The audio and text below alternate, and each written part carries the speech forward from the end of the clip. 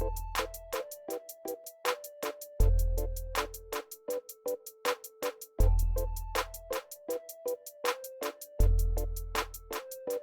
guys, it's Andrew from ProVax. It occurred to me that after I uploaded my video last night that I didn't actually talk about the possible health consequences of aluminum in vaccines. I just talked about why they're in there. So this is a little add-on. I'm going to talk about aluminum being in vaccines and if there really is any danger to it.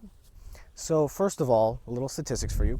There's around 4.4 milligrams of aluminum that will end up being in your child in the first 6 months after receiving vaccines. Now keep in mind, that's over a 6-month span, so it's not all at once in one shot. A little more statistics for you guys. The typical adult eats around 7 to 9 milligrams of aluminum a day. It's in a wide variety of foods. It's in the containers we use. We use a lot of aluminum containers. And it's also in a lot of medicines that we take, such as aspirin, antacids, aluminum hydroxide. Remember we talked about how it's basic. It's used a lot in antacids. But then you're probably also wondering, well, that's an adult versus a little baby. So there's a big size difference, you know? Well, that's a good point.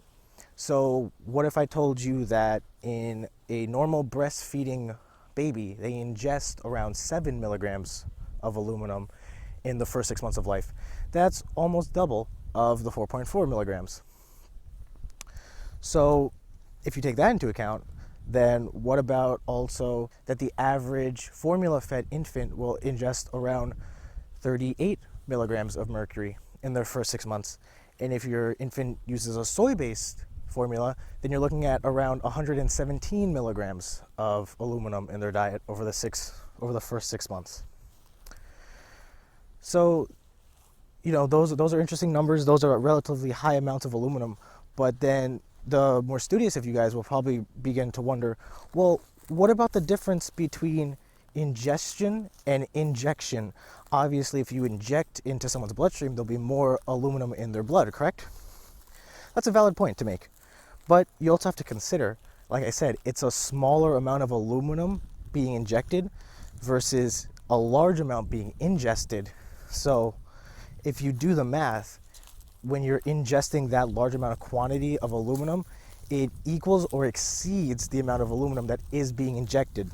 So aluminum overload or aluminum toxicity really isn't an issue unless for some reason your infant, God forbid, has damaged kidneys or kidney failure or non-functioning kidneys. So I just wanted to put this out there that aluminum is not only in vaccines for a reason, but there's also no negative consequences to having aluminum in vaccines. So this is just a little short video I would do. Figured I'd just, expand upon my last video, and I'll check you guys in the next one. Thank you.